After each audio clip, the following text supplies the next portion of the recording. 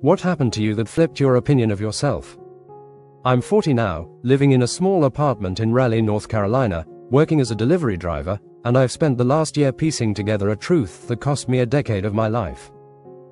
From my late 20s to my late 30s, I was a wreck, constant brain fog, crippling fatigue, aches that made me feel 80, not 30.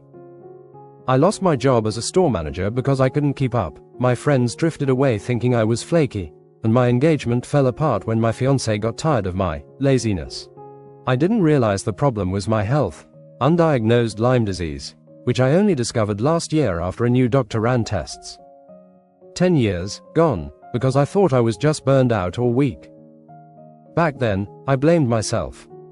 I'd push through 12-hour shifts, collapse on the couch, and still feel like a failure. Doctors dismissed me. Some said it was stress, others depression, one even suggested I was making it up. I tried therapy, antidepressants, energy drinks, but nothing worked. I moved back in with my parents for a while, which crushed my pride, and watched my life shrink to nothing.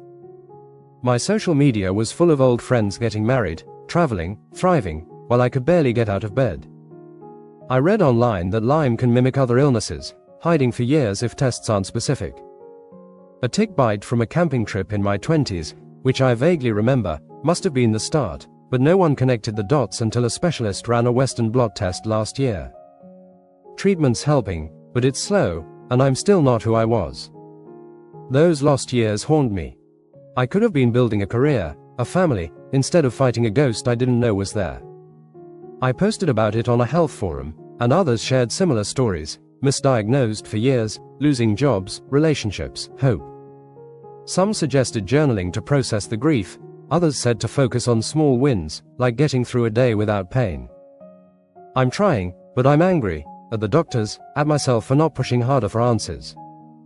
Now, with Rochelle, my 8-year-old niece, I worry she'll see me as the uncle who's always tired, not the one I want to be. If you've lost time to something you didn't understand, how do you move forward without drowning in regret? How do you rebuild when you're starting a decade behind? Any advice would help. I want my life back, but I don't know where to begin.